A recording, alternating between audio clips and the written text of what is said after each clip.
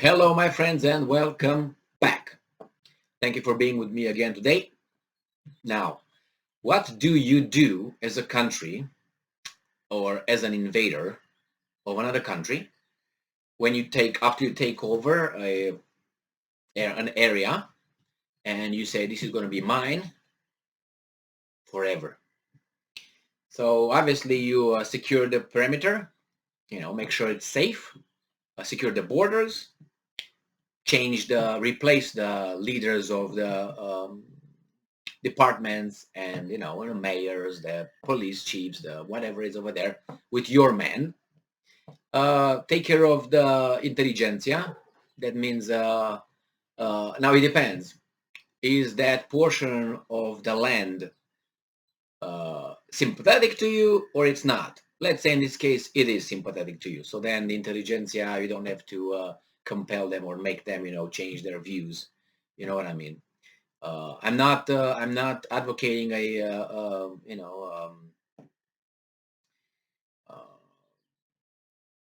anything that people might like the Katyn forest incident, if you want to call it that way, and Second World War. No, not like that. Just to have it.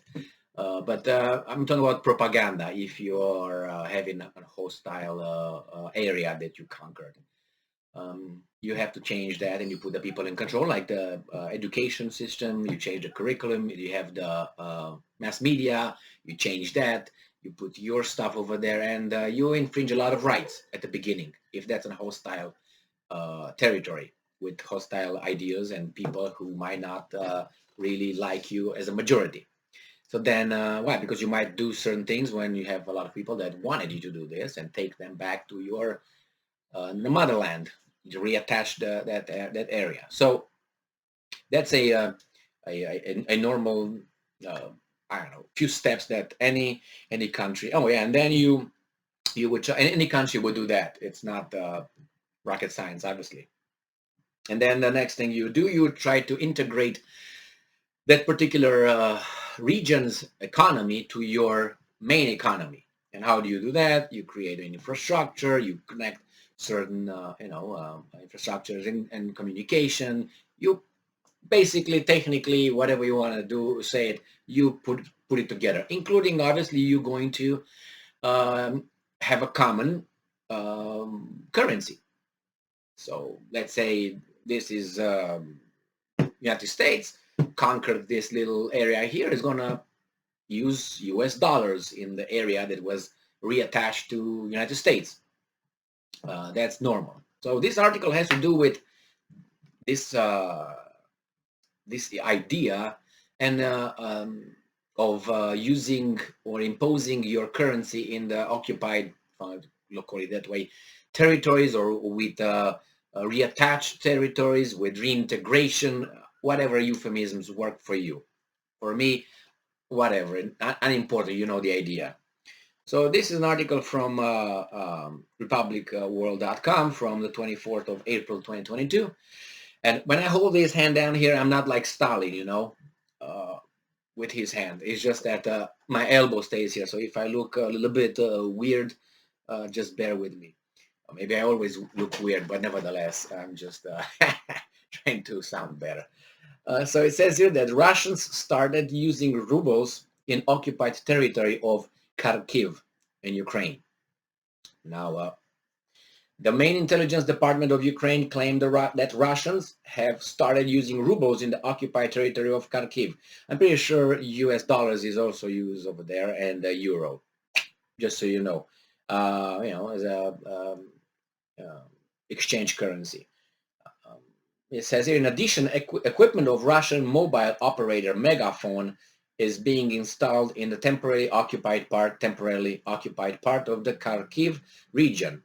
The intelligence department also stated that Russian troops and FSB officers are trying to demoralize the local population by spreading information that Ukraine has cut off electricity to settlements and that Kharkiv is almost occupied by Russians.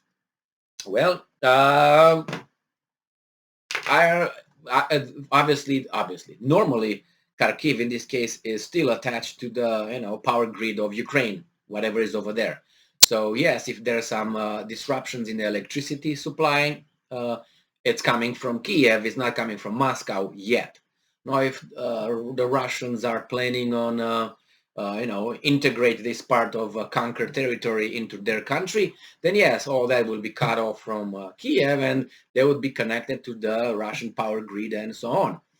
So I don't see anything that is abnormal with that. The only thing abnormal would be if I have a different opinion on all this and say, hey, you illegally occupy and you're going to incorporate this territory in your territory, and that's my territory and it's my people and so on. Now, I don't know.